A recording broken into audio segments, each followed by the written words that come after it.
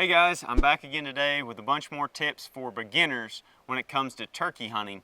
And I'm going to touch on a couple of different scenarios that folks will run into in the turkey woods, questions that we get asked all the time, one of which is how do you deal with toms that have hens? We hear it all the time. Folks will tell us that they're calling to a turkey, he's gobbling to them, and then all of a sudden, out of nowhere, the turkey completely shuts up and they don't hear him again for the rest of the day. Well, what's happening there in most situations is that tom is calling in hens to his position. That's the way it naturally works in the turkey woods. Gobblers fire up first thing in the morning, they gobble, all the turkeys get down off the limb, and then they group up.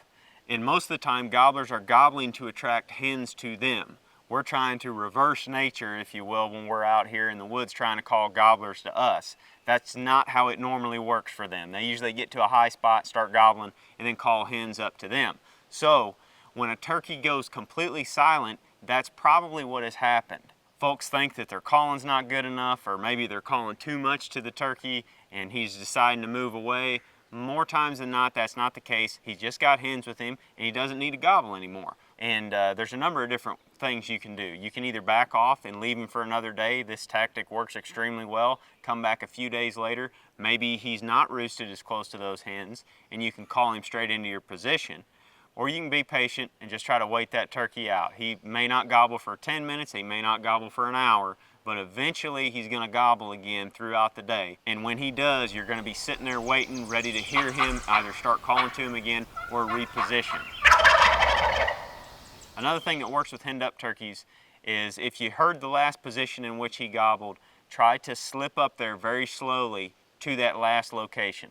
And listen for other things other than gobbling. Listen for turkeys scratching in the leaves. Listen for drumming sounds, because when a gobbler's with hens, a lot of times he's strutting a bunch and he will be drumming. And if you use the terrain and the habitat to your advantage to stay hidden as you're moving towards their location, you might be able to hear one of those two things as you're getting close to the turkeys and be able to set up without them picking you off.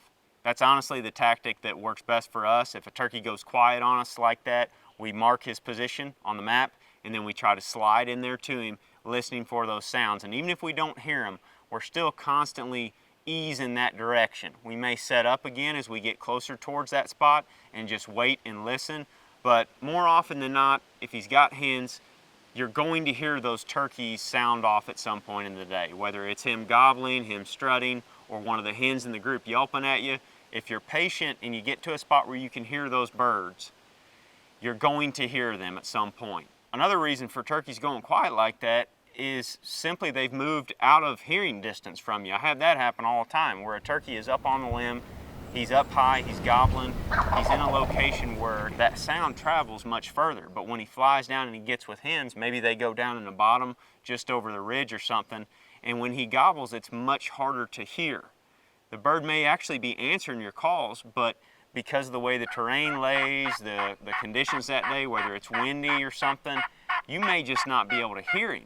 And oftentimes if we stand up and we just ease over towards his location, try to get in a more optimal position to hear more country, we'll call and he'll be right there, not far from the last place that we heard him. He had just barely moved out of earshot. Now we've repositioned again, called at him, and we can hear him and make a play from there. Another challenge that you may face if you're new to turkey hunting is you're probably going to be hunting birds on public land, because that may be one of the first places that you get access to hunt on before you gain permission somewhere. And often you're going to be dealing with pressured turkeys that other people are also hunting. They're calling to these birds every day. The turkeys that are alive come the end of season have usually seen most of the tricks in the book. So best advice I can give to you there when you're dealing with pressured birds is try to hunt when other people aren't. Weekday mornings are a great time to get out. If you can hunt in your state all day long, try hunting in the evenings or the afternoons, because fewer people go to the woods during that time of day. The birds just aren't as vocal. People don't want to go out here when the turkeys aren't gobbling, so you'll have the woods to yourself. And what you'll find on public land when dealing with pressured birds is the most hunters go out first thing in the morning, especially on the weekends. They hear turkeys gobble, they get in there on them. The turkeys fly down, they go quiet, and then a lot of folks leave the woods. Well, if you use some of those woodsmanship tips that I was giving you a while ago for dealing with quiet turkeys during other parts of the day when people aren't out here, you will find more success. If you're new to turkey hunting, don't be intimidated. Get out here and enjoy the spring woods, hear some birds gobbling, and you'll be hooked from the get-go.